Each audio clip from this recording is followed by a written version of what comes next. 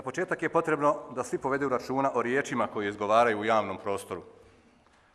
Od riječi sve počinje. Teške riječi, uvrede i neistine koje se izreknu zahtijevaju odgovor. Onda na taj odgovor dolazi novi odgovor. Tako se stvara spirala koja proizvodi lošu atmosferu u kojoj je teško raditi. Nastaju vještačke krize. Investitori nas počinju zaobilaziti. Bespovratno gubimo vrijeme umjesto da rješavamo stvarne probleme.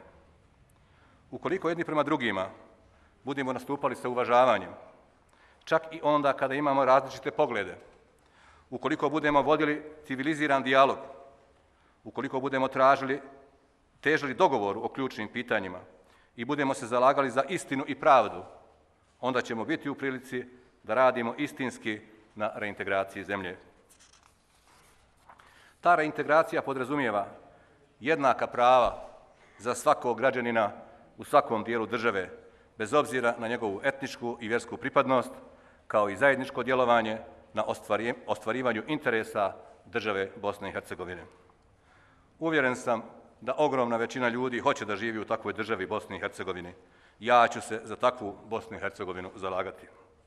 Mladi ljudi odlaze u uređene i moderne evropske zemlje, članice Evropske unije. Taj proces možemo zaustaviti jedino ako i Bosnu i Hercegovinu načinimo takvom zemljom. Upravo sam se zakleo da povjerenje koje mi je iskazano neće biti iznevjereno i u to ću uložiti svo svoje znanje i trud. Bit ću predsjednik svih građana, afirmirati sve vrijednosti demokratskog društva i civilizacijske tekovine. Koristim priliku da se zahvalim našim prethodnicima, gospodinu Draganu Čoviću, gospodinu Mladenu Ivaniću i gospodinu Bakiru Izetbegoviću na njihovom radu u sada već prošlom sazivu predsjedništva Bosne i Hercegovine. U vrhu mojih prioriteta bit će insistiranje i rad na vladavini prava, odnosno afirmaciji ustavnosti, zakonitosti i pravde kao opće kategorije, afirmacija demokratskih i civilizacijskih tekovina. Bez borbe protiv svakog oblika diskriminacije nema nam ni slobode, a slobode ne može biti sve dok postoji čak samo i jedan građanin Bosne i Hercegovine kojem je uskraćeno osnovno ljudsko pravo i pravo da živi u demokratskom društvu. Građani Bosne i Hercegovine trebaju znati da ću kao član predsjedništva Bosne i Hercegovine biti pobornik svake vrste ravnopravnosti, nacionalne, vjerske.